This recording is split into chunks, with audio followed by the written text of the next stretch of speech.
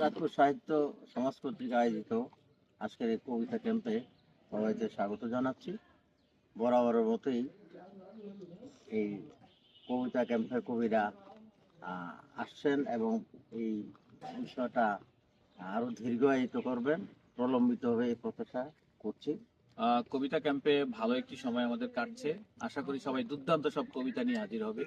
ক্ষুধার রাজ্যে পৃথিবী গদ্যময়, কবিতা হচ্ছে, ক্ষুধা নিবারণের জন্য রান্না হচ্ছে। আশা করি সুন্দর সময় কাটবে শেষ পর্যন্ত। সয়াবিনের বীজ আর চাল ভাজায় কবিতা লেখা হচ্ছে। আমাদের সময়টা খুব ভালো চলছে। অনেক উৎসাহ উদ্দীপনায় চাঁদপুরের লেখক ও কবিদের মিলন মেলায় আজকের কবিতা ক্যাম্প অনেক সুন্দরভাবে এগিয়ে যাচ্ছে। আমাদের আজকের কবিতা ক্যাম্প সুন্দর এবং সফলভাবে সম্পন্ন হোক সেই প্রত্যাশা করি। শিল্পী যেমন ছবি আঁকতে সত্যিকার প্রকৃতির মাঝে আসে, আমরাও প্রকৃতির মাঝে সত্যিকার কবিতা লিখতে সত্যিকার প্রকৃতির মধ্যেই আছি। বনভোজনে কবিতা ক্যাম্পে কবিতা হৃদয়ের কথা বলে, কবিতা মনের কথা বলে, কবিতা নিষ্ঠুপ প্রকৃতির কথা বলে। চাঁদপুর সাহিত্য সমাজ কর্তৃক আয়োজিত আজকের এই কবিতা ক্যাম্পটি আমার জন্য প্রথম অভিজ্ঞতা, ভালো লাগছে। কবিতা ক্যাম্প সাহিত্য সমাজের একটি ব্যতিক্রমধর্মী আয়োজন। এটি অব্যাহত থাকুক। আমরা কবিদের সাথে থাকি, কবিতার সাথে থাকি।